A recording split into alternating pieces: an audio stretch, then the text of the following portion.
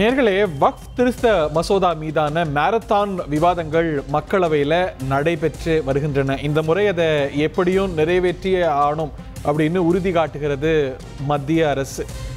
இது ஜேபிசிக்கு அனுப்பப்பட்டது. ஜேபிசியிலேருந்து ரெக்கமெண்டேஷன்ஸ் வந்து இன்று மக்களவையில் இது நீண்ட விவாதத்துக்கு உட்பட்டிருக்கிறது.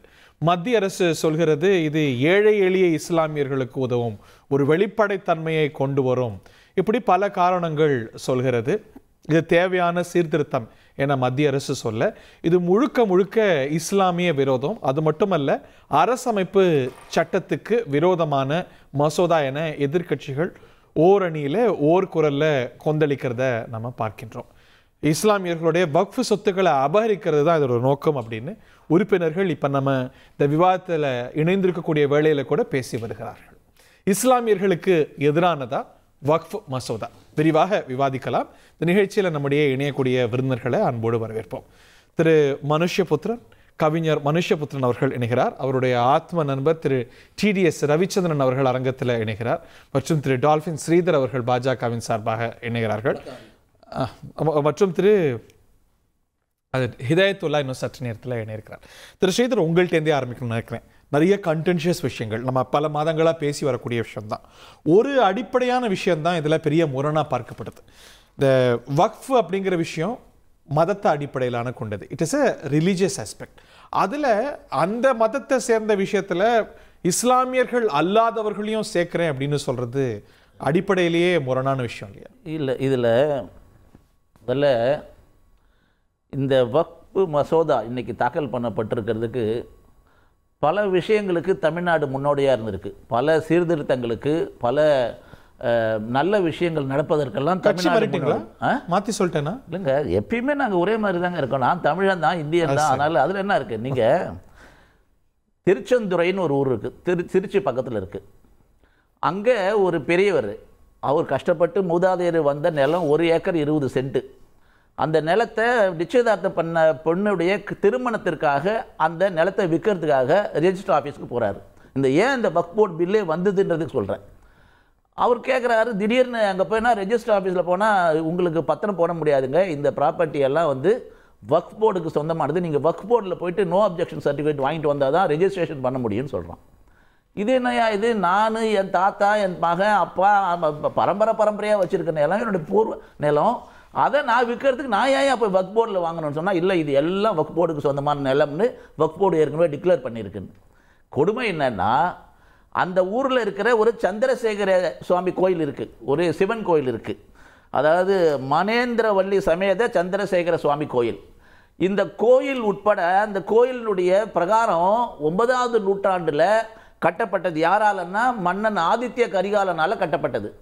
அந்த கோயிலினுடைய சுற்றுச்சுவர் வந்து அப்போ கட்டது, அந்த சுண்ணாம்பினால் கட்டின பிறகு அதன் பிறகு குந்தவை நாச்சியார் அவங்க வந்து அதை மாற்றி கட்டுறாங்க. அப்போ மாற்றி கட்டும்போது அந்த கல்வெட்டில் என்ன எழுதியிருக்காங்க, சுற்றுச்சுவரில் இருக்க கல்வெட்டில் இதுக்கு நேரடி ஆதாரம் நம்ம எங்களுடைய முன்னாள் தேசிய செயலாளர் அண்ணன் ஹெச் ராஜா அவர்கள் அந்த ஊருக்கே போய் அங்கே பார்த்து அந்த கல்வெட்டில் என்ன போட்டிருக்குதுன்னா, இந்த மதிலிருந்து அந்த நல்லூர் கால்வாய் வரை இருக்கிற அனைத்து நிலமுமே இந்த சந்திரசேகர சுவாமிக்கு சொந்தமானதுன்னு இருக்குது. இப்போ இஸ்லாம் எந்த நாட்டுக்கு இந்தியாவுக்கு எப்போ வந்தது? நான் சொல்கிறது 9ஆவது நூற்றாண்டில் நடந்தது. உங்களுக்கு தெரியும், ஆதித்ய கரிகாலன் எப்போ இருந்தார் உங்களுக்கு எல்லாம் தெரியும். 9ஆவது நூற்றாண்டில் கட்டின ஒரு கோயிலில் உட்பட எல்லாமே வக்ஃப் ப்ராப்பர்ட்டி. நீங்கள் போய் என்ஓசி வாங்கிட்டு வாங்கன்னு சொன்னால் அப்போ தான் இந்த பிரச்சனையே வெளியில் வருது, பூதாகரமாகுது. யார் வேணாலும் வக்ஃப் போர்டுன்னு ஒரு டிக்ளேர் பண்ணிட்டா, அதுக்கு தான் இன்றைக்கி ஆரம்பத்திலே சொல்கிறாங்க.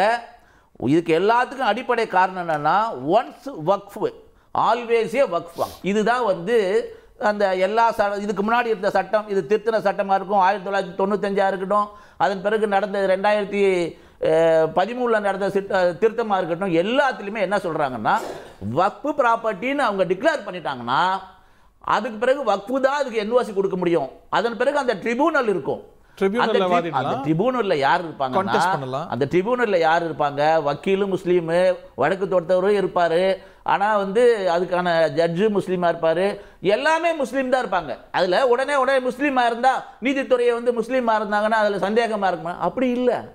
நாங்க என்ன சொல்றோம், இதுல ஒரு விஷயம் ஹரி, இதுல மதத்தினுடைய ரிச்சுவல்ஸ் இருக்கு இல்லையா, மத சடங்குகள் சம்பிரதாயம், அஞ்சு வேலை தொழுகணும், அது எப்படி இமாமுடைய ரூல்ஸ் என்ன, அது எப்படி இப்ப கூம்பு வச்ச மைக்கு வந்து வைக்கணுமா வேணாமா, இந்த மாதிரி மத விஷயங்களான எந்தக்குமே தலையிட முடியாது.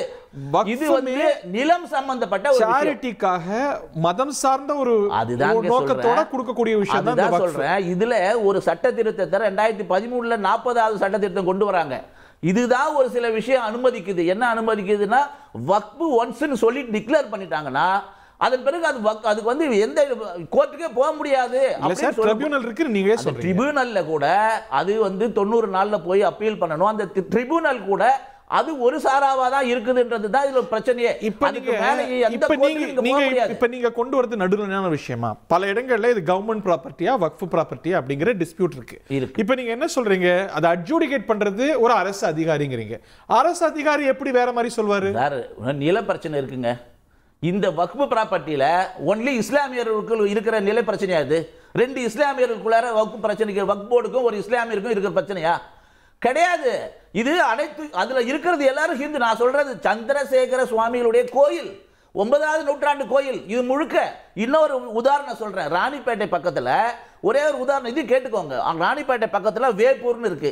அதுல திடீர்னு 2022 சர்வே நம்பர் 402 ஒரு இடம். 2022 அங்க இருக்கிற 3 முதலாளிகளுக்கு, அந்த ஓனர்களுக்கு, விவசாயிகளுக்கு இந்த நிலம் வக்ஃப் போர்டுன்னு சொல்லி ஒரு நாள் திடீர்னு பட்டா மாத்துறாங்க. 3வது நாள் அது அங்க இருக்கிற சின்ன சின்ன நிலமா பிரிச்சு 3 சென்டா பிரிச்சு அனைத்து இஸ்லாமியருக்கும் கொடுக்குறாங்க. அதுக்கு அடுத்த 3வது நாள் அவங்க வந்து பந்தல் போடுறாங்க. அது பிறகுதான் இது வெளியில வந்த பிறகு இது எத்தனை வருஷமாக இருக்கு, 52 ஏக்கர் வக்ஃப் ப்ராப்பர்ட்டின்றாங்க. அதன் பிறகு எவ்வளவு போராட்டம் பண்ணி ஆர்ப்பாட்டம் பண்ணி இதுல எங்க வந்து இது வக்ஃப் போர்டுன்னு சொன்ன பிறகு சிட்டா அடங்கல் பட்டா எல்லாம் உங்க பேர்ல இருக்கு. ஆனா இன்றைக்கு அந்த 57 ஏக்கர் மீட்கப்பட்டிருக்குது. இங்க மேல் விசாரம் பக்கத்துல. இப்படி ஆயிரக்கணக்கான உதாரணம் இருக்கு. குட்டா பாராளுமன்ற வரையில ஒரு வக்ஃப்னு ஒரு வார்த்தை சொல்லிட்டா போதும், அதுக்கு அப்பீல் இல்லைன்னு சொல்றது குறிப்பா இஸ்லாமியர்களுக்கு செய்யற துரோகம் தான் இந்த அரசாங்கம் சொல்லுது. திரு மனுஷபுத்திரன் திருச்சி உதாரணத்தோட ஆரம்பிச்சீங்க. அது திரு ராஜா பார்லிமெண்ட்ல பேசினாரு. திரு மனுஷபுத்திரனும் கூட அந்த மண்ணை சேர்ந்தவர். இது தேவையான சீர்திருத்தம் இல்லையா? இன்னைக்கு வந்து ஆர்மிக்கு அடுத்து, ரயில்வேஸுக்கு அடுத்து வக்ஃப் கிட்ட தான் அதிக ப்ராப்பர்ட்டிஸ் இருக்கு, அதுல நிறைய பிரச்சனைகள் இருக்கு. இது தேவையான சீர்திருத்தம் அப்படிங்கிற ஹரி, நீங்க சொன்னது மிகவும் சரி. அவர்கள் கண்ணை இப்பொழுது உறுத்துவது என்பது கிட்டத்தட்ட ஒரு 9 லட்சம் ஏக்கர் இந்தியா முழுக்க வக்ஃப் வாரியத்திடம் நிலம் இருக்கிறது என்று ஒரு கணக்கு சொல்லப்படுகிறது. இதுதான் அவர்கள் கண்ணை உறுத்துகிறது. இதை எப்படி அபகரிப்பது என்பதற்கான ஒரு மிகப்பெரிய ஒரு சதிதான் இந்த சட்டம் என்று நாங்கள் பார்க்கிறோம். இந்த சட்டத்தினுடைய பிரச்சனைகளை பற்றி இங்கே நாம் பேச வேண்டியதுதான் மிக முக்கியமான விஷயம். இங்கே எனக்கு முன்னால் பேசியவர் சில தனிப்பட்ட உதாரணங்களை எல்லாம் சொன்னார். அதற்கெல்லாம் என்ன சான்றுகள் இருக்கிறது என்று எனக்கு தெரியவில்லை. அப்படி பார்த்தால் நான் நூற்றுக்கணக்கான உதாரணங்களை சொல்ல முடியும். இன்றைக்கு தமிழ்நாட்டில் மட்டுமல்ல, இந்தியாவின் பல பகுதிகளிலும் இஸ்லாமியர்களால் எந்த ஒரு சொத்தையும், தங்களுடைய சொத்தை விற்கக்கூட முடியாத அளவிற்கு RSS போன்ற அமைப்புகள் அவர்கள் எதையெல்லாம் கைகாட்டுகிறார்களோ அதையெல்லாம் இது கோயிலுக்கு சொந்தமான இடம் அல்லது இது முஸ்லிம்களுக்கு உரியது அல்ல என்று சொல்லி முடக்கி, போலி புகார்களின் அடிப்படையில் முடக்கி வைத்திருக்கிறார்கள். தமிழ்நாட்டில் இந்த சம்பவம் நடக்காத ஊர்களே கிடையாது. அவையெல்லாம் வழக்குகளாக நிலுவையில் இருக்கின்றன. இன்னொரு விஷயத்தையும் நான் சொல்ல விரும்புகிறேன். ஏதோ வக்ஃப் வாரியம் என்பது இந்துக்களினுடைய சொத்துக்களை அபகரிக்கிற ஒரு அமைப்பு என்பது போன்ற ஒரு தோற்றத்தை அவர் இங்கே ஏற்படுத்த முயற்சிக்கிறார். நான் சொல்கிறேன், இப்பொழுது தமிழ்நாடு இந்து அறநிலையத்துறையின் சார்பாக பெரும்பாலான நிலங்கள், கோயில் சொத்துக்கள் ஆக்கிரமிக்கப்பட்டிருந்தன. அந்த ஆக்கிரமிப்புகள் எல்லாம் யாரிடமிருந்து கைப்பற்றப்பட்டிருக்கின்றன என்பதை நீங்கள் யோசிக்க வேண்டும். அதெல்லாம் இஸ்லாமியர்கள் இருந்தால் கைப்பற்றப்பட்டிருக்கின்றன. பெரும்பாலும் இவர்கள் இந்துக்கள் என்று சொல்லக்கூடியவர்களிடம்தான் இந்த சொத்துக்கள் கைப்பற்றப்பட்டிருக்கின்றன. அப்படி என்றால் ஆக்கிரமிப்பாளர்கள் என்பவர்கள் யார்? அதை எப்படி முறைப்படுத்துவது என்று வருகிற போது ஏதோ வக்ஃப் வாரியம் ஒரு ஆக்கிரமிப்பாளர் என்பது போன்ற ஒரு தோற்றத்தை உருவாக்குவது என்பது ஒரு திட்டமிட்ட ஒரு சதி என்று நான் பார்க்கிறேன். இல்ல, அப்படி நம்ம எதையுமே பொதுப்படுத்த முடியாது. ஆனா அதுல வந்து ட்வீக்ஸ் தேவை, அதுல சீர்திருத்தம் தேவை அப்படிங்கிற அந்த ஒரு கால்சல் நியாயம் இருக்கிறதா பார்க்கலையா? இல்ல அதுலதான் நான் வரேன், அந்த இடத்துக்கு தான் நான் வர்றேன். அதாவது இதற்கு முன்னாலும் வக்ஃப் வாரிய சட்டங்கள் திருத்தப்பட்டிருக்கின்றன. அந்த திருத்தங்கள் எல்லாமே இஸ்லாமியர்களே கோரிக்கை வைத்து செய்த திருத்தங்கள். அதாவது அதில் சிலவற்றை ஒழுங்குபடுத்த வேண்டும், முறைப்படுத்த வேண்டும் என்று. ஆனால் இதில் கிட்டத்தட்ட இவர்கள் இன்றைக்கு மேற்கொண்டிருக்கக்கூடிய திருத்தங்களுடைய எண்ணிக்கை எவ்வளவு என்று நீங்கள் பார்த்தீர்கள் என்றால் 155 திருத்தங்கள் இந்த வக்ஃப் வாரிய திருத்த சட்டத்தில் மேற்கொள்ளப்பட்டிருக்கின்றன. கிட்டத்தட்ட வக்ஃப் வாரியத்தை எந்த அதிகாரமும் அற்ற ஒரு அமைப்பாக மாற்றுவதுதான் அவர்களுடைய நோக்கம். இப்பொழுது உதாரணமாக ஒரு ஒரு சொத்து, இந்த சொத்து என்பது அது அரசிற்கு சொந்தமானதா அல்லது வக்ஃப் வாரியத்திற்கு சொந்தமானதா என்கிற ஒரு டிஸ்பியூட் வருகிறது என்று வைத்துக் கொள்ளுங்கள். இது ஒரு மிக முக்கியமான ஒரு பிரச்சனை. அப்படி என்கிற போது அந்த டிஸ்பியூட்டை தீர்க்க வேண்டிய இடம் நீதிமன்றம் அல்லது அதற்காக இருக்கக்கூடிய ஒரு அமைப்பை அவர்கள் அங்கே வைத்திருக்கிறார்கள். அந்த போர்டிடம் அது செல்ல வேண்டும். அந்த தீர்ப்பு அவர்களுக்கு ஓப்பாக இல்லாவிட்டால் ட்ரிபியூனலுக்கு போகலாம். இதுதான் நடைமுறையில் இருக்கக்கூடியது. இந்த அதிகாரத்தை முழுக்க எடுத்து ஒரு மாவட்ட ஆட்சித்தலைவர் கையில் கொடுத்து விடுகிறார்கள். இப்பொழுது நான் கேட்கிறேன், ஒரு பாஜக ஆளக்கூடிய ஒரு மாநிலம், அங்கு ஒரு தர்கா சம்பந்தமான ஒரு பிரச்சனை வருகிறது அல்லது ஒரு இஸ்லாமியர்களுடைய ஒரு சொத்து தொடர்பான ஒரு பிரச்சனை வருகிறது. பாஜக நிர்வாகத்திற்கு கூட இருக்கக்கூடிய ஒரு மாவட்ட ஆட்சித்தலைவர் நடைமுறையில் என்ன முடிவை எடுப்பார் என்பதை உங்கள் பார்வைக்கு நான் விட்டு விடுகிறேன். சரியா? இது இந்தியாவில் இப்பொழுது என்ன நடந்து கொண்டிருக்கிறது என்ற அடிப்படையில் மக்கள் மனசாட்சியின்படி இதை பார்க்கட்டும். இதுல இன்னொரு விஷயத்தையும் இந்த சட்டத்திட்டத்தில் கொண்டு வருகிறார்கள். நீங்களே கேள்வியாக கேட்டீர்கள். இஸ்லாமியர்கள் அல்லாதவர்கள் இருவர் அதில் இந்த வக்ஃப் போர்டு உறுப்பினர்களாக இருப்பார்கள் என்கிற ஒரு திருத்தத்தை கொண்டு வருகிறார்கள். அப்படி இருக்கிற போது மாவட்ட ஆட்சித்தலைவர் அவர் அரசின் சார்பாக இருப்பார். RSS போன்ற அமைப்புகளை சேர்ந்தவர்கள், அந்த இஸ்லாமியர்கள் அல்லவர்கள் அந்த போர்டில் நியமிக்கப்படுவாங்க. ஏற்கனவே கல்வி தமிழ்நாட்டுல பொறுத்தீங்களேன், இப்ப தமிழ்நாட்டுல அது நடக்காது இல்ல? இல்ல, நான் என்ன கேட்கிறேன்னா, இல்ல அரசு அதிகாரி தவறா நடந்துப்பாரா, இல்ல தமிழ்நாடு போன்ற ஒரு அதிகாரி சோ அந்த அரசு மக்கள் திரும்ப சொல்றேன். இல்ல அதுல இன்னொன்னு சொல்றேன். எந்த அரசு, தமிழ்நாடாக இருக்கலாம் அல்லது வேறு எங்கு வேண்டுமானாலும் இருக்கலாம், இன்றைக்கு இந்துத்துவ மனப்பான்மை கொண்டவர்கள் பல இடங்களில் இருக்கிறார்கள், மத மனப்பான்மை கொண்டவர்கள் பல இடங்களில் இருக்கிறார்கள். நான் என்ன சொல்கிறேன் என்று சொன்னால், இந்த அதிகாரத்தை முழுக்க எடுத்து மாவட்ட ஆட்சித்தலைவரிடம் கொடுப்பதற்கான ஒரு அவசியம் என்ன வந்திருக்கிறது? இது ஒரு அடிப்படையான கேள்வி. இப்பொழுது நீங்கள் சொன்ன அந்த, அதாவது பெரும்பாலான சொத்துக்கள் 9 லட்சம் ஏக்கர் நிலங்கள் அவர்களிடம் இருக்கின்றன என்று சொன்னால், இதை அபகரிப்பதற்கான ஒரு அதிகாரத்தை மாவட்ட ஆட்சித்தலைவர்களிடமும் இஸ்லாமியர்கள் அல்லாத உறுப்பினர்கள், அவர்கள் நிச்சயமாக நான் சொல்கிறேன், அவர்கள் பாஜக ஆதரவாளர்களை கொண்டு சொல்லிட முடியுமா? இது ஒரு டிஸ்பியூட்னு வரும்போது பிரச்சனை. இப்ப உதாரணத்துக்கு யோகி ஆதித்யநாத் ஒரு விஷயம் சொல்றார். நாங்கள் 64 கோவில்களை, 64 மசூதிகளை நாங்கள் உத்தரப்பிரதேசத்தில் கண்டறிந்திருக்கிறோம். அதில் 50 மசூதிகள் ஒரு காலத்துல கோயில்களாக இருந்தவை. அதனால் இந்த வக்ஃப் வாரிய திருத்த சட்டம் அந்த மசூதிகளை அகற்றுவதற்கு எங்களுக்கு உதவும் என்று யோகி ஆதித்யநாத் பேசியிருக்கிறார். அவங்களே ஓபன் ஸ்டேட்மெண்ட் கொடுக்குறாங்க. இதுல மறைபொருளாக வேற எதுவுமே கிடையாது. இதுல இன்னொரு டேஞ்சரஸான ஒரு விஷயம் நீங்க என்னன்னு பாருங்க. அதுல இப்ப உதாரணமாக ஒரு காலத்தில் இந்த வக்ஃப் வாரியத்திற்காக சொத்துக்களை தானமாக பலரும் கொடுத்திருப்பார்கள். அப்படி கொடுத்திருக்கிற போது அது தொடர்ச்சியாக இஸ்லாமியர்களுடைய ஒரு நலன்களுக்காகவும் அவர்களுடைய வளர்ச்சிக்காகவும் அந்த சொத்துக்கள் தொடர்ந்து பயன்பட்டு வருகிற பட்சத்தில், அதாவது பயன்பாட்டில் அது இருக்கிற பட்சத்தில் அது வக்ஃப் சொத்துக்களாக இதற்கு முன்னால் கருதப்பட்டு வந்தன. ஆனால் இப்போது அதற்கு ப்ராப்பர் டாக்குமெண்ட்ஸ் இருந்தால் ஒழிய அது வக்ஃப் சொத்துக்களாக கருதப்படாது, அது அரசு சொத்துக்களாக கருதப்படும் கொண்டு வர்றாங்க. ஒரு காலத்துல நவாபுகள் பாத்தீங்கன்னா கொடுத்திருக்கலாம், இந்த மாதிரி முஸ்லிம் ஆட்சியாளர்களோ நவாபுகளோ அப்படி கொடுத்திருக்கலாம். அதுக்கு இப்ப இங்க எங்க போய் நீங்க டாக்குமெண்ட் தேடுறீங்க? அப்ப அதே இப்ப இவர்கள் சொல்றார்கள் இல்லையா, சில விஷயங்கள் கோயில் சொத்துக்களுக்கு அந்த சோகத்துல எழுதியிருக்கு, அங்கே சுற்றுச்சுவரில் இருந்திருக்கு அப்படின்னு ஒரு பாத்தியதை உரிமை கொண்டாடுகிறார்கள் இல்லையா? அப்போ தொடர் பயன்பாட்டில் இருக்கிற விஷயத்தின் அடிப்படையில் சொத்துரிமை தீர்மானிக்கப்படுகிறது, இது போன்ற மதம் சார்ந்த வழிபாட்டு தலங்கள் சார்ந்த விஷயங்களில். அப்படி இருக்கிற போது இவர்கள் எந்த அடிப்படை இந்த சட்ட திருத்தத்தின் மூலம், நான் ரொம்ப லாஜிக்கலா தான் இந்த விஷயங்களை முன்வைக்கிறேன். அதாவது இன்னொன்னு சொல்றேங்க, இப்ப இவங்க எல்லாம் இந்த முஸ்லிம்கள்லாம் தான் இந்த வக்ஃப் போர்டுல இருப்பாங்க, அவங்க இஷ்டப்படி தீர்ப்பை கொடுத்துருவாங்க அப்படிங்கிற மாதிரி ஒரு கருத்தை இங்க ஸ்ரீதர் சொல்றாரு. உங்களுக்கு நன்றாக தெரியும், அவருக்கு தெரியாம இருக்கலாம். வக்ஃப் போர்டு என்பது வெறுமனே முஸ்லிம்களால் மட்டும் நிர்வகிக்கப்படவில்லை, அரசு அதிகாரிகளால் நிர்வகிக்கப்படுகிறது. அவர்கள் எல்லோரும் முஸ்லிம் அதிகாரிகள் அல்ல. ஒரு IAS அளவில் இருக்கக்கூடிய ஒரு அண்டர் செக்ரட்டரி தான் அதனுடைய போர்டோட பாத்தீங்கன்னா அண்டர் செக்ரட்டரியா இருப்பார். இப்படியாக ஒரு அமைப்பு செயல்படுகிற போது அது முழுக்க முழுக்க தன்னிச்சையாக இஸ்லாமியர்கள் ஏதோ அதை கையாண்டு கொண்டிருப்பது போன்றும் கவர்மெண்டோட ஆடிட்டிங் எதுவுமே அதுல இல்லாதது போன்றும் ஒரு தோற்றத்தை உருவாக்குகிறார். பிரச்சனை என்னன்னு கேட்டீங்கன்னா, இஸ்லாமியர்களிடம் இருக்கக்கூடிய ஏற்கனவே இப்ப ஆராஸ் அவர்கள் ஒரு கேள்வியை கேட்டார், ஒரே ஒரு நொடிபட்டு கொடுங்க, ஒரு கேள்வியை கேட்டார். இந்த மசோதாவை தாக்கல் செய்வதற்கு உங்களுக்கு ஒரு இஸ்லாமிய எம்பி கூட கிடையாது. இந்த மசோதாவை நீங்கள் தாக்கல் செய்து பேசுவதற்கு அந்த அளவிற்கு இஸ்லாமியர்களை உங்கள் கட்சியை பொறுத்த வரைக்கும் அரசியல் அதிகாரமற்றவர்களாக மாற்றி இருக்கிறீர்கள். இப்பொழுது சொத்துக்கள் சார்ந்து அவர்கள் இருக்கக்கூடிய அதிகாரத்தையும் பறிப்பதுதான் உங்கள் நோக்கம். இது லூட்டிங் என்பதை ஆராஸ் அவர்கள் நாடாளுமன்றத்தில் முன்வைத்தார்.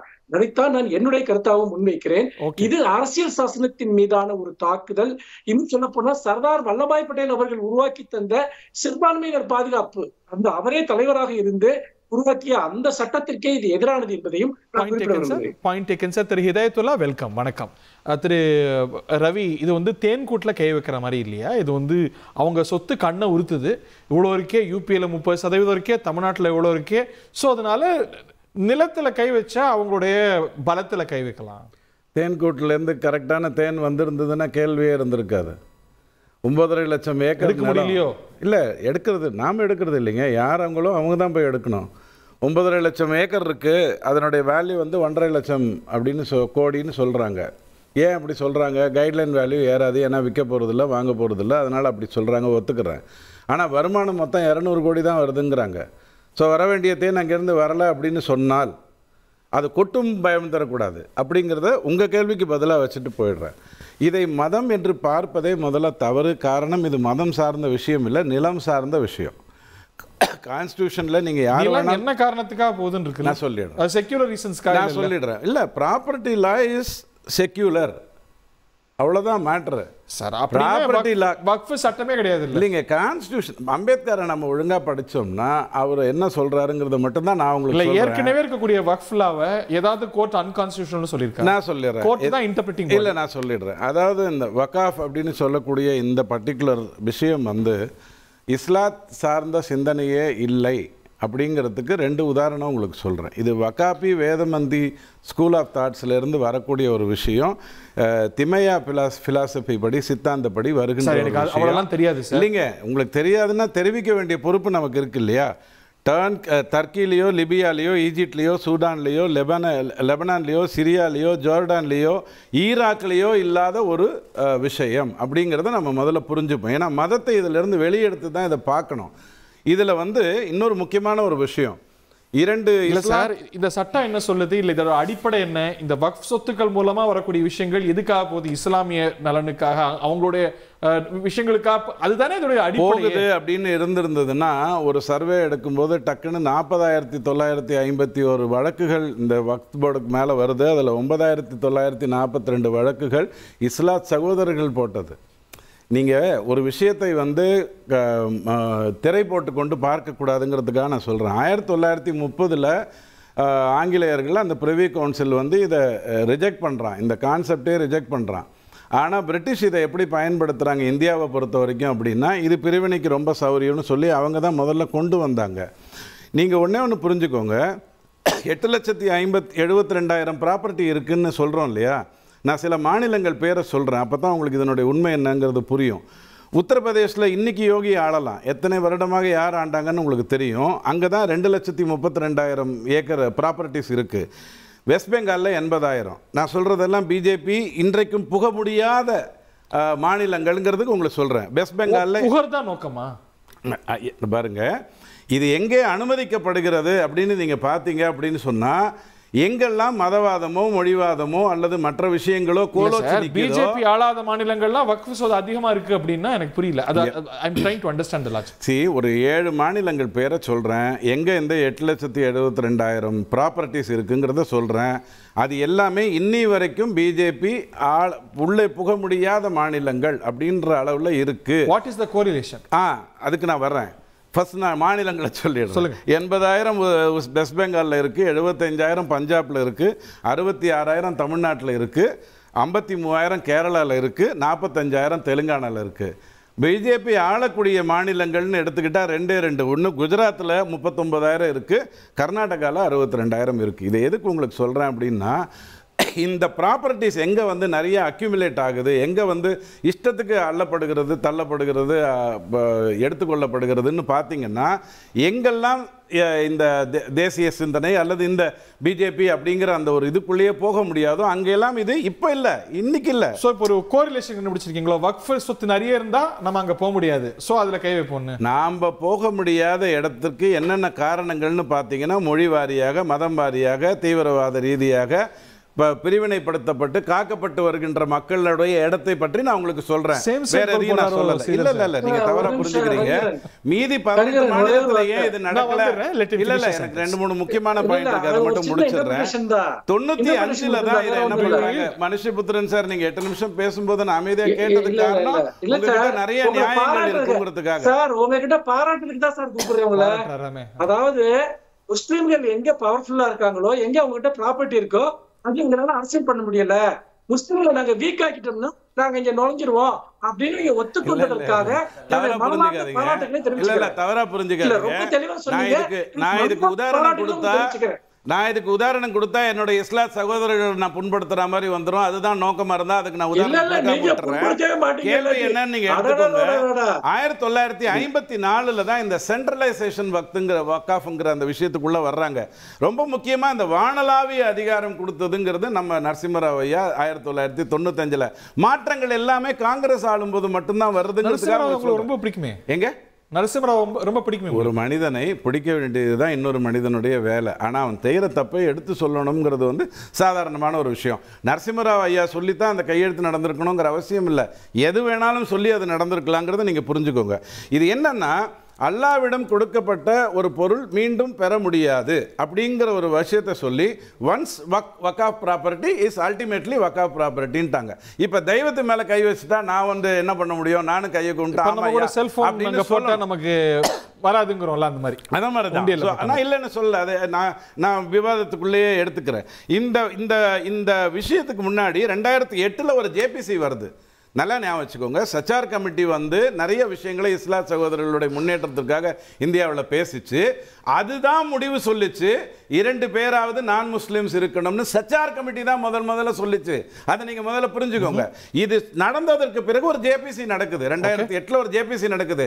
அங்க என்ன தெரியுமா முடிவு பண்றாங்க, அதெல்லாம் சரியா பண்ணிக்கணும், இதெல்லாம் பார்த்துக்கணும், அதெல்லாம் தப்பு வரக்கூடாது. இதான் முடிவு. மொத்த ஜேபிசியினுடைய முடிவை எடுத்துட்டு நாம இங்க முக்கியமா பேசுகின்ற அந்த முட்டாவாலிஸ்ங்கிற அந்த இதற்கு நிறைய தடைகளை செய்யக்கூடிய நண்பர்கள் இருக்காங்க இல்லையா, இஸ்லாம் சகோதரர்கள் ஒரு சில பேர்.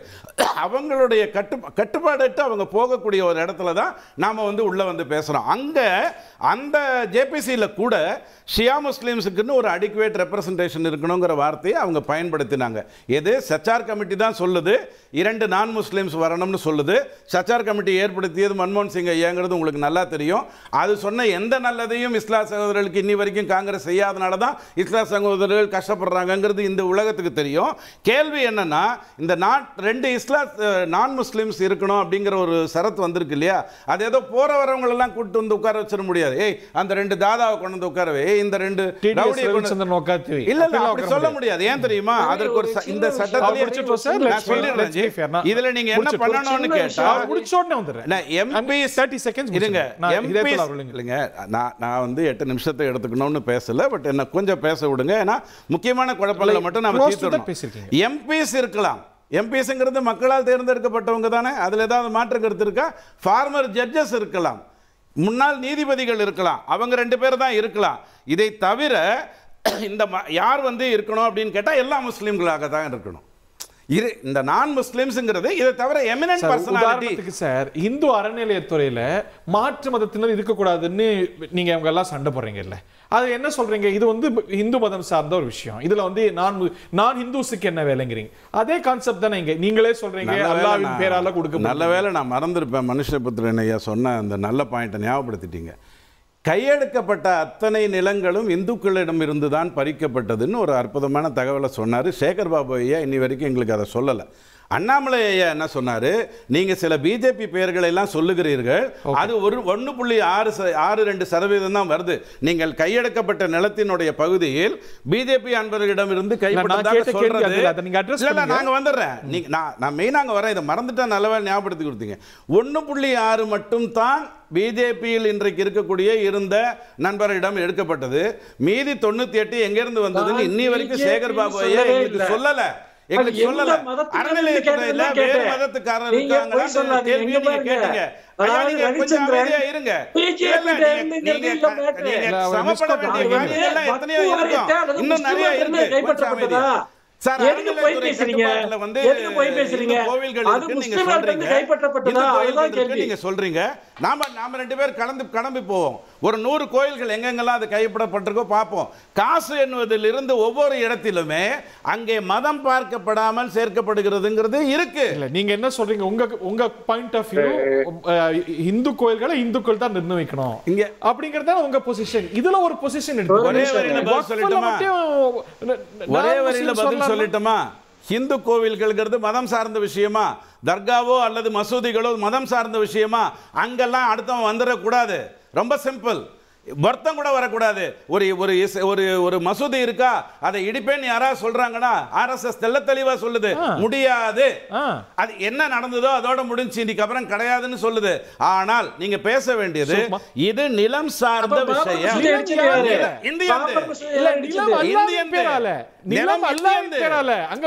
நிலம் இந்தியர்களது, 85% இஸ்லாத் நண்பர்களது, 94% கிறிஸ்துவ நண்பர்களது, 65% இந்துக்கள் நண்பர்களுடையது. நிலம் இந்தியர்களது.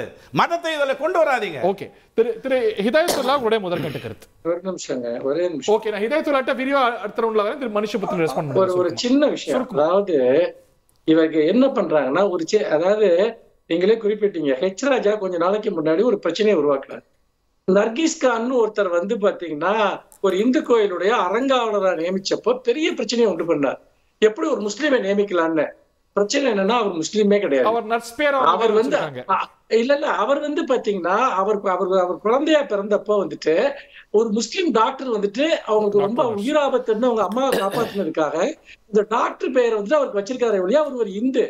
அதான் பெரிய பிரச்சனை, எப்படி நியமிக்கலாம். ஆனா இவங்க நர்ஸ் நர்கிஸ் கான் நர்ஸ் அவங்க வந்து பாத்தீங்கன்னா பண்றாங்க. அப்போ ஒரு அறங்காவலரா ஒருத்தர், ஒரு இந்து ஒருத்தர் அவருக்கு முக்கியமா இருப்பாராங்கிற சந்தேகத்தின் அடிப்படையில எவ்வளவு பிரச்சனையை உண்டு பண்ணாங்க. சார், அது கோவில் நிர்வாகம், இது நில நிர்வாகம்ங்கற ரெண்டுத்துக்கும் வித்தியாசம் இருக்குங்கற. இல்ல நான் திரும்ப சொல்றேன். இப்ப இந்து கோயில்களையும் இந்து கோயில் சொத்துக்களையும் பிரிக்க முடியுமா சொல்லுங்க? பிரிக்க முடியுமா? இவங்க அப்படித்தான் பாக்குறாங்களா? ஆனா அந்த வானளாவி அதிகாரம் கிடையாது. ட்ரிபியூனலுக்கு போயிடுச்சுனா அவர் ஒரு வார்த்தையை அழகா பயன்படுத்தினார் மனுஷபுத்திரன் ஐயா. நான் திரும்ப சொல்றேன். திரும்ப சொல்றேன். ட்ரிபியூனல்ல முடிவே கிடையாது. சொல்லுங்க. ட்ரிபியூனல்ல அதிகாரிகள் இருப்பாங்க. அவங்க எல்லாரும் முஸ்லிம்கள் கிடையாது. உங்களுக்கு தெரியாதா? போய் செக் பண்ணிக்கங்க. எங்க வக்ஃப் ட்ரிபியூனல்ல மத்தவங்க எங்க சார் இருக்காங்க? சார் நான் திரும்ப சொல்றேன் சார். நான் திரும்ப சொல்றேன், கேட்டுக்கங்க ஒரு விஷயத்தை. அதாவது இந்த நாட்டில் எல்லாமே ஒரு டிஸ்பியூட்னு வர்றப்ப இறுதியாக அது சட்டத்துக்கு உட்பட்டதாக இருந்திருக்கு. இன்னொன்னு இவர் என்ன பண்றாரு அப்படின்னு கேட்டீங்கன்னா, அதாவது வந்து பிஜேபி காரங்கிட்ட இருந்து 1.6% இடம் தான் கிடைச்சது அப்படின்னா, அப்ப மிச்ச இடங்கள்லாம், அதாவது இந்து கோயில்கள் இந்து கோயில் சொத்துக்கள் ஆக்கிரமிக்கப்பட்ட அந்த நிலங்கள் எல்லாமே வக்ஃப் வாரியத்திட்ட இருந்து ஆக்கிரமிக்கப்பட்டது, முஸ்லிம்கிட்ட இருந்து, அல்லது அது வந்து திரும்ப பெறப்பட்டதுன்னு சொல்ல வர்றாங்களா? சேகர் பாபு மறைக்கிறதுக்கு தான் சொல்லாம இருக்காரு. மறைக்கல. உங்களுக்கு என்ன கேட்டீங்கன்னா, மயிலாப்பூர்ல என்ன சார் நடந்துச்சு? மயிலாப்பூர் கோயில் ஆக்கிரமிப்பு பண்ணி வச்சிருந்தது யாரு? ஏங்க 1.62 தான் நானே ஒத்துக்கிறேன். இல்ல மயிலாப்பூர் கோயில்ல யார் பண்ணி வச்சிருந்தாங்க? ஐயா 1.62% எல்லாரும் ஒத்துக்கிறோமே சார். ஆக்கிரமிப்பாளர்களுக்கு மதம் கிடையாதுன்னு சொல்லுங்க. எல்லா நாட்டிலும் இருப்பாங்க. இங்க என்னன்னு கேட்டீங்கன்னா நிலம் சார்ந்த உரிமை இல்ல. இப்ப இந்து கோயிலினுடைய நிலம் பாருங்க, இந்து கோயிலினுடைய நிலம் எத்தனை லட்சம் ஏக்கர்ல இருந்து இன்னைக்கு சுருங்கி வந்திருக்கு. ஆனா வக்ஃப் போர்டுடைய நிலம் 8 லட்சத்துல இருந்து இன்னைக்கு 12,50,000 வரைக்கும் போயிருக்கு. ப்ராப்பர்ட்டி இன்க்ரீஸ் ஆகிட்டே போகுது. எப்படி இன்க்ரீஸ் ஆகும்? ப்ராப்பர்ட்டி எப்படி இன்க்ரீஸ் ஆகிட்டே போகுது? ரெண்டாவது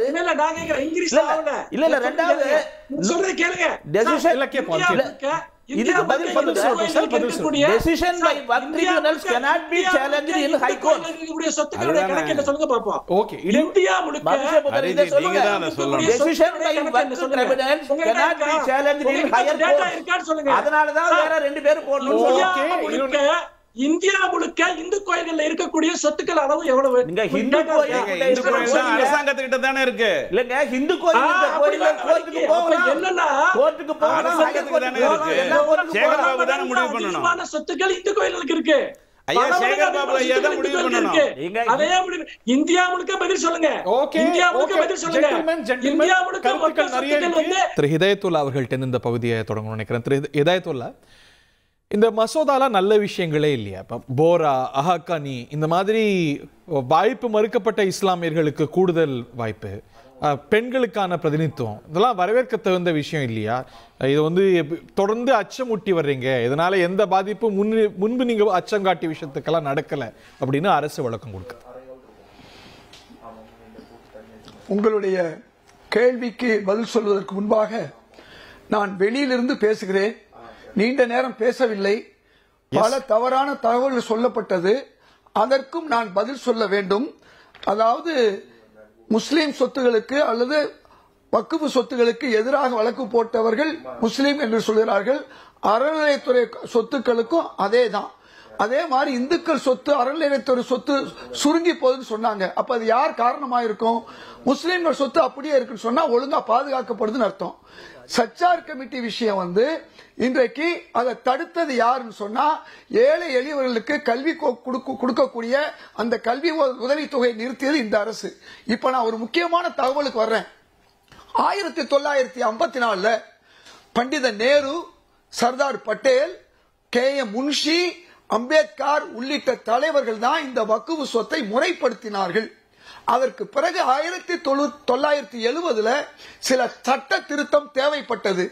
14 ஆண்டுகள் பரிந்துரைகளை பெற்று, இன்னைக்கு மாதிரி ஒரு வருஷத்துக்குள்ள இல்ல, 14 ஆண்டுகள் பரிந்துரை பெற்று 1984 சில சட்டங்களை திருத்தினார்கள். அதன் பிறகு முஸ்லிம்களுடைய கோரிக்கையை ஏற்று 2 சட்டங்களை 1994 நிறைவேற்றினார்கள். அதற்கு பிறகு 2013 இவையெல்லாம் முஸ்லிம்கள் சம்பந்தப்பட்டது. வக்ஃப் என்று சொன்னால் முஸ்லிம்களுக்காக கொடுத்த ஒரு சொத்து. எப்படி அறநிலையத்துறை கோயில் சொத்து இருக்கிறதோ அதே போன்றுதான். மன்னிக்கணும், புரிதலுக்காக கேட்கிறேன். இஸ்லாமியர்கள் அல்லாதவர்களும் கான்ட்ரிபியூட் பண்ண முடியும் இல்லையா? முன்னாடி அதாவது அது மிக குறைவா இருக்கலாம். ஏன் இன்னைக்கு அறநிலையத்துறை சொத்துக்கள்ல இன்னைக்கு கோயில் குடமுழுக்கு, கும்பாபிஷேகத்துக்கு முஸ்லிம்கள் பலர் உதவி செய்கிறார்கள் அல்லவா? அது வந்து எக்ஸப்ஷன், அது அல்ல முக்கியம். 99% மேல என்னங்கிறதா இப்ப நம்ம பேச போறோம். கேட்ட கேள்வி சரியான கேள்வி. இங்க மதம் வேறு, அரசியல் வேறு, அதாவது என்று சொல்லக்கூடிய இந்த பாஜக ஒன்னு கேட்கிறேன். 100 பேராசிரியர்கள்ல ஒரே ஒரு தகுதியான பேராசிரியரை பழனியில அறநிலையத்துறையில சேர்க்க சொல்லும் போது எவ்வளவு எதிர்ப்பு கொடுத்தார்கள். ஆனால் இன்னைக்கு 10%, அதாவது 100%ல 70% முஸ்லிம் அல்லாதவர்களை கொண்டு சேர்ப்பதற்கு, உறுப்பினர்களாக கொண்டு சேர்க்கக்கூடிய இந்த ஒரு விஷயம், இந்த தவறான முன்மாதிரி நாளைக்கு வேற ஒரு அரசு வந்து இந்து சொத்துக்களில் அல்லது அறநிலைய சொத்துக்கள்ல இந்த மாதிரி முஸ்லிம்கள் 70 விழுக்காடு இருக்கலாம் என்று சொன்னால் என்ன நடக்கும்? 70 விழுக்காடு எப்படி முடிவு சொல்ல வந்து 70 விழுக்காடு எப்படி எங்க இருக்கு? அப்படி நீங்க அதுல போட்டிருக்க உறுப்பினர்கள் ஏற்கனவே முத்தவள்ளி என்பவர்கள் 2 பேர் இருந்தாங்க, அதை ஒண்ணா ஆக்கியிருக்காங்க. அதே மாதிரி பெண்கள் பல விஷயங்களை வந்து இந்த சட்ட திருத்தத்துல, இன்னைக்கு வந்திருக்க சட்ட திருத்தத்துல என்ன எழுதப்பட்டிருக்குன்னு சொன்னா அதுல வந்து முஸ்லீம்கள் சொல்லப்படவே இல்லை.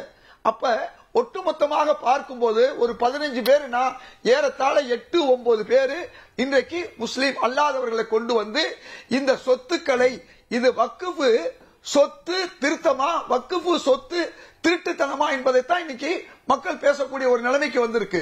இன்றைக்கு அரசு ஒரு முஸ்லீம் MP கூட இல்லாத, அமைச்சர் கூட இல்லாத ஒரு அரசு இன்றைக்கு இந்த சட்ட திருத்தத்தை கொண்டு வருவதே மிகப்பெரிய அபத்தமான ஒன்று. அது மட்டுமல்ல, இன்றைக்கு தொடர்ந்து இந்த அரசு என்ன செய்து 11 வருஷமா இந்துக்களுக்கு ஒண்ணுமே செய்யல. அவர் சொல்றாங்க CAA 370, முத்தலாக்கு, அதே மாதிரி வக்ஃப் சொத்து, பொது சிவில் சட்டம். அப்ப இந்த 11 வருஷமா இவர்களுக்கு வாக்களித்த இந்துக்களுக்கு செய்யல என்பதுதான் உண்மை. இல்ல அவங்க என்ன கேக்குறாங்க, நீங்க கேக்குற கேள்வி அவங்க மாத்தி கேக்குறாங்க. சிஏனால நாட்டுல இருக்கக்கூடிய குடிமக்கள்லாம் வந்து குடியுரிமை இழந்துருவாங்கன்னு பிரச்சாரம் பண்ணாங்க, என்ன ஆச்சு? 370 நாள பத்தி எரியும்னாங்க, என்ன ஆச்சு? அதெல்லாம் நடக்கலையே. அந்த அச்சம் போல இந்த அச்சம்ங்கறாங்க, இதனாலயும் பாதிக்கப்பட மாட்டாங்கங்கறாங்க. இல்ல, அப்படி அல்ல. ஒரு மாற்று அரசு வரும்போது எல்லாமே மாறும். இந்த அரசு இருக்கிற வரையும் இதை பற்றி பேச முடியாது. ஏன்னா இந்த அரசு எப்படிப்பட்ட அரசு என்று எல்லாருக்கும் தெரியும். தொடர்ந்து முஸ்லிம் விரோத சட்டங்களை கொண்டு வரக்கூடிய ஒரு அரசு இந்துக்களுடைய கல்விக்கோ இந்துக்களுடைய சொத்துக்கள் பாதுகாப்புகளுக்கோ இதுக்காண்டி எதுவுமே செய்யல.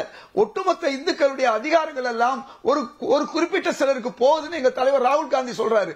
அப்ப இந்து விரோத அரசாக இருந்து கொண்டு முஸ்லிம் விரோத செயல்களை முஸ்லிம்களுக்கு நல்லது செய்வதாக சொல்லிக் கொண்டிருக்கிறார்கள். இன்னைக்கு கிரண் ரிஜிஜு இன்னைக்கு அமைச்சர் என்ன செஞ்சிருக்காரு தெரியுமா?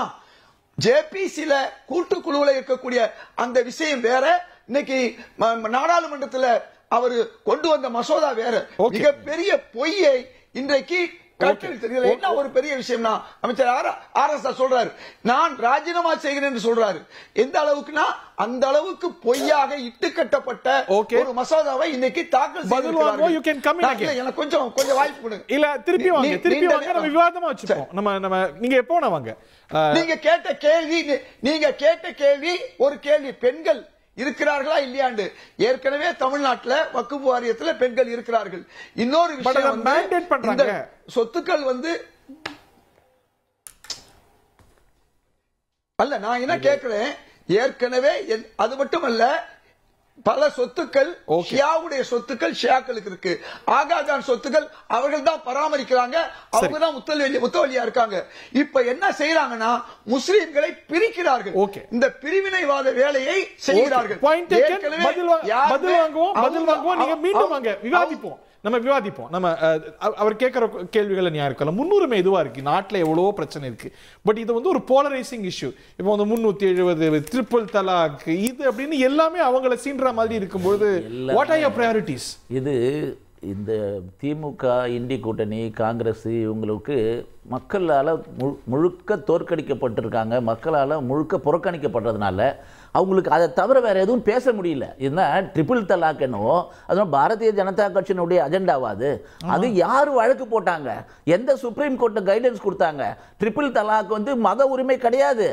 ட்ரிபிள் தலாக்கு 3 மாசம் 6 மாசம் டைம் கொடுத்து தலாக் சொல்லணும். ஒரு எஸ்எம்எஸ்ல ட்ரிபிள் தலாக் கொடுத்து அதுதாங்க சொல்றோம். இது இஸ்லாமிய பெண்களாக வழக்கு தொடர்ந்து அவர்கள் தான் கொண்டாடுறாங்க. இன்னைக்கு கூட இன்னைக்கு மத்திய பிரதேசத்துல சட்டம் வேணும்னு யார் கேட்டாங்க?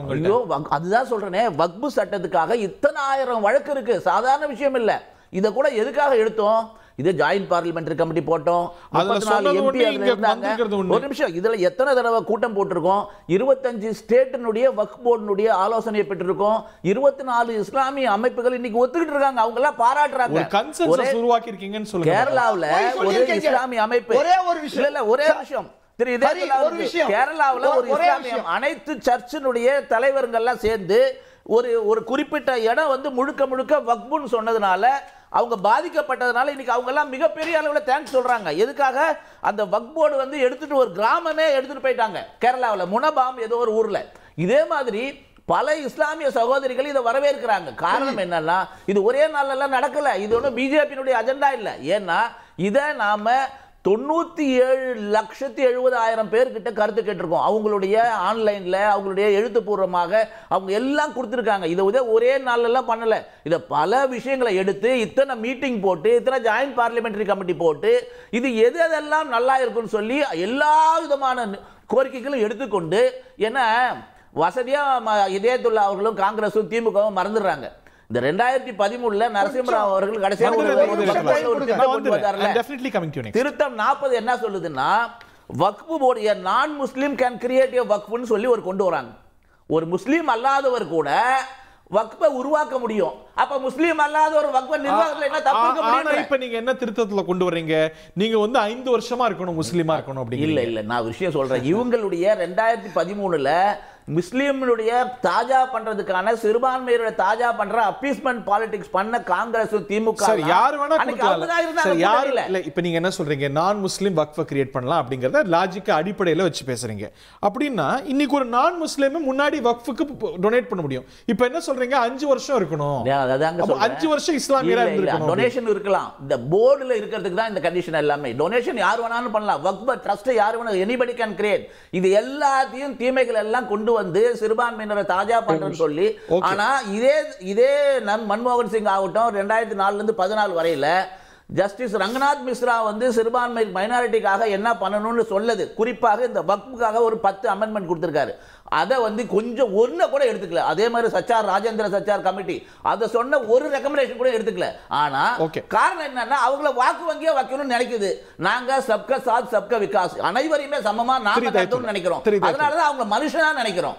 இந்த லேண்ட் டிஸ்பியூட்டா தான் பார்க்கணுமே தவிர இதுல மதம் வரவே இல்லைன்னு நாங்க சொல்றோம். இன்றைக்கு பாஜக அமைச்சர் நாடாளுமன்றத்தில் எந்த பொய்யை சொன்னாரோ அந்த பொய்யை சொல்றாரு.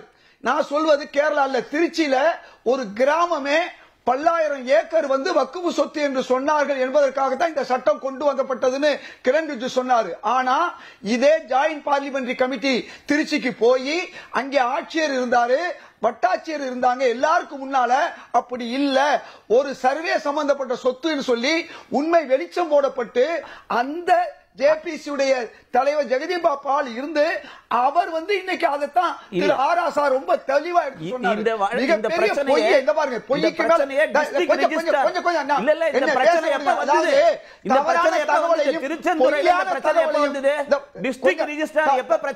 திருப்பி போடுறாரு தெரியுங்களா?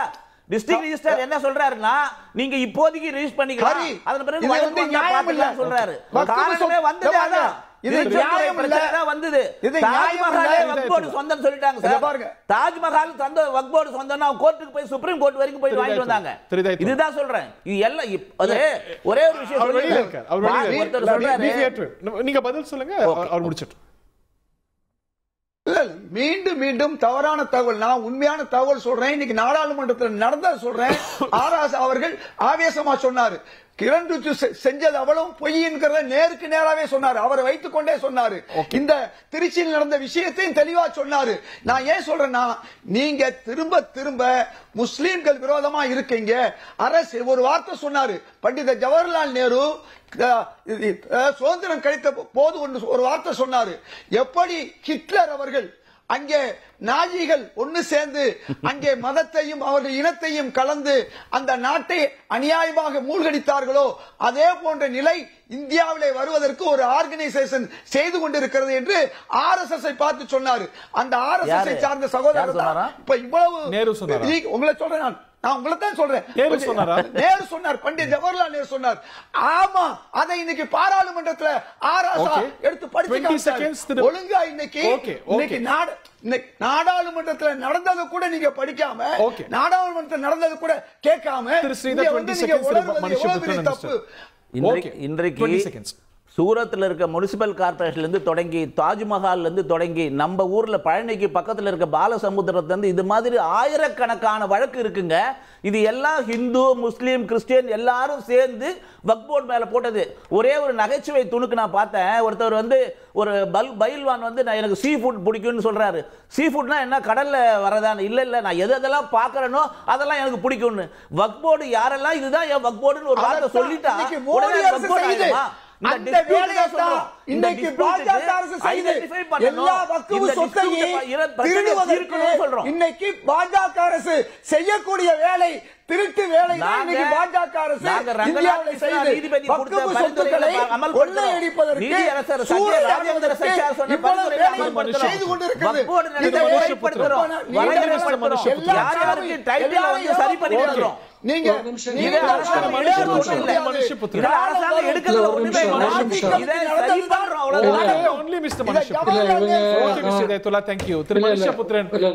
ஜேபிசி கேட்டீங்க, ஜேபிசிக்கு போச்சு, ஜேபிசில இருந்து வந்துச்சு, இதையும் எதிர்த்தா என்னங்கிறார். இல்ல ஜேபிசி என்ன லட்சணத்துல நடந்ததுங்கிறத நீங்க பாத்தீங்கல்ல ஹரி. அதாவது எதிர்கட்சிகள் கொடுத்த ஒரு திருத்தம் கூட ஏற்கப்படவில்லை. அது மட்டுமல்ல, உறுப்பினர்கள் அவமானப்படுத்தப்பட்டார்கள். அதோடு மட்டுமல்ல ஆராசா போன்றவர்கள் கொடுத்த திருத்தங்கள் பதிவு செய்யப்பட்டு பிறகு ஒயிட்னர் கொண்டு அடிக்கப்பட்டதை கூட ஆதாரத்தோடு வெளிப்படுத்தினார். அது ஜேபிசியை வந்து நீங்கள் மதிக்கத்தக்க ஒன்றாக அது நடந்ததா? மிக மிக கேவலமான முறையில் இந்த ஜாயிண்ட் பார்லிமெண்டரி கமிட்டி கூட்டங்கள் நடத்தப்பட்டன. ஒருதலை பட்சமாக அதனுடைய முடிவுகள் எடுக்கப்பட்டு அதையும் தாண்டி இன்றைக்கு வேறொரு ஒரு பில்லை வந்து இங்க கொண்டு வர்றாங்க. நான் என்ன கேட்கிறேன் அப்படின்னு சொன்னா, அடிப்படையில ஒரு விஷயம் தாங்க வந்துட்டு, இது வந்து நான் ஒரு தனிப்பட்ட ஒரு விஷயமாவே நான் பார்க்கணும்.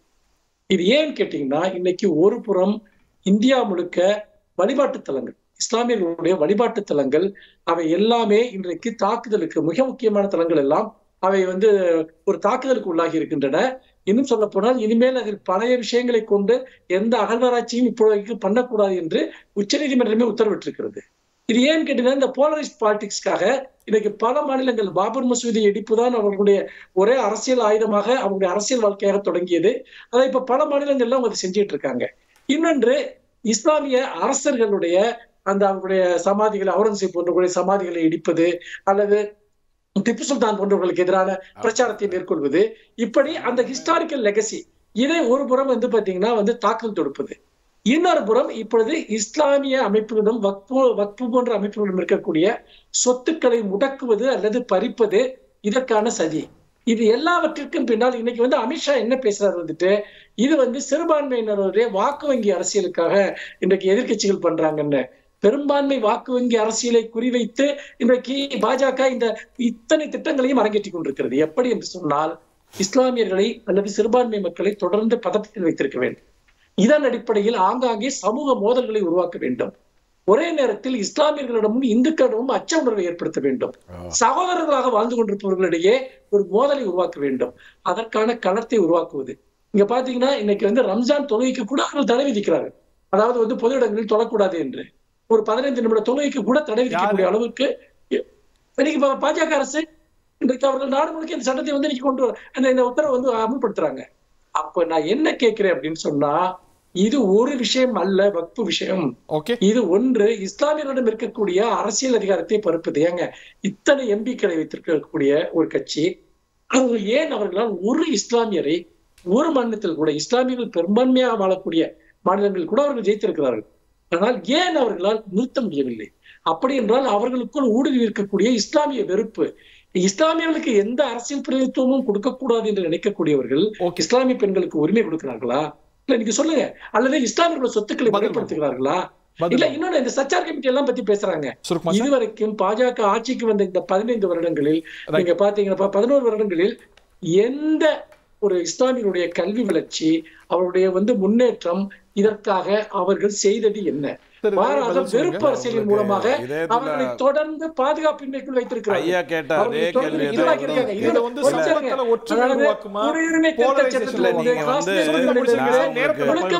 கேவலமான ஒரு அரசியல் ஆதாயத்திற்காக, மிக மிக கேவலமான ஒரு மத அரசியலுக்காக பாஜக இதை தொடர்ச்சியாக மேற்கொண்டிருக்கிறது. நீங்க சின்ன சின்னதா சொன்ன நிறைய விஷயத்துக்கு நான் டக்குன்னு பதில் சொல்லிடுறேன். இது வந்து ஒற்றுமை உருவாக்குமா, சமூகத்துல பிளவு உருவாக்குமா? மோடி வீடு அப்படின்னு வந்து கொடுக்கும்போது அது இந்துக்களுக்கா கிறிஸ்தவர்களுக்கான்னு கொடுத்தாங்களான்னு ஸ்லம் போர்டில் போய் கேளுங்க.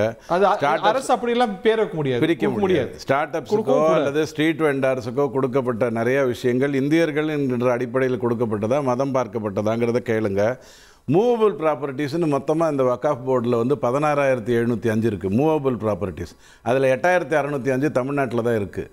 அதாவது இம்மூவபிள் இல்லை, மூவபிள் ப்ராப்பர்ட்டிஸு. அதெல்லாம் காரணம் என்னன்னு புரிஞ்சுக்கோங்க. ஸ்டேட் கவர்மெண்ட்டு தான் இந்த 2 நான் முஸ்லீம்ஸை நியமிக்க முடியும். நல்லா புரிஞ்சுக்கோங்க. சென்ட்ரல் கவர்மெண்ட் இல்லை.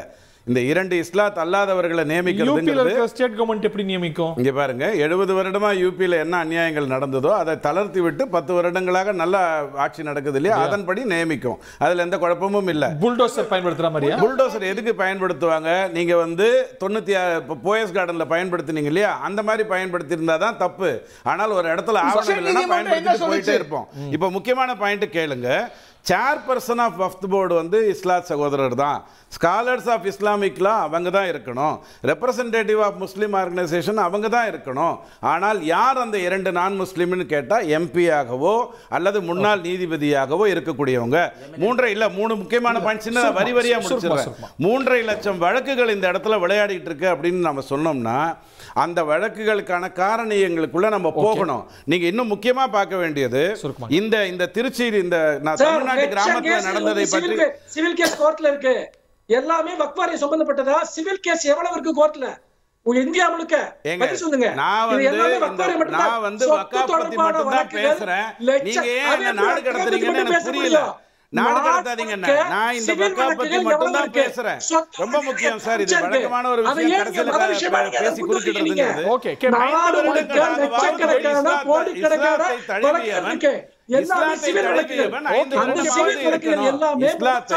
ஐந்து வருடங்களாவது அவன் பின்பற்றி இருக்கணும்னு சொல்றது எதனால?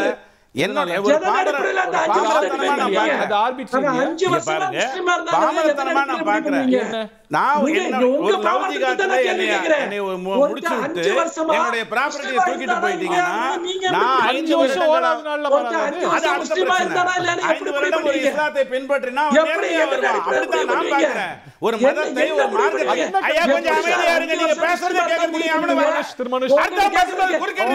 டைம் இல்ல. 5 வருடங்களாக இஸ்லாத்தை தழுவி இருக்க வேண்டும் சொன்னா அப்படி தழுவினா அவன் நல்ல மனிதனாக இருப்பான். அவ்வளவுதான் கேள்வி. அப்படித்தான் நீங்க பார்க்கணும். அதை விட ரொம்ப முக்கியம் இந்த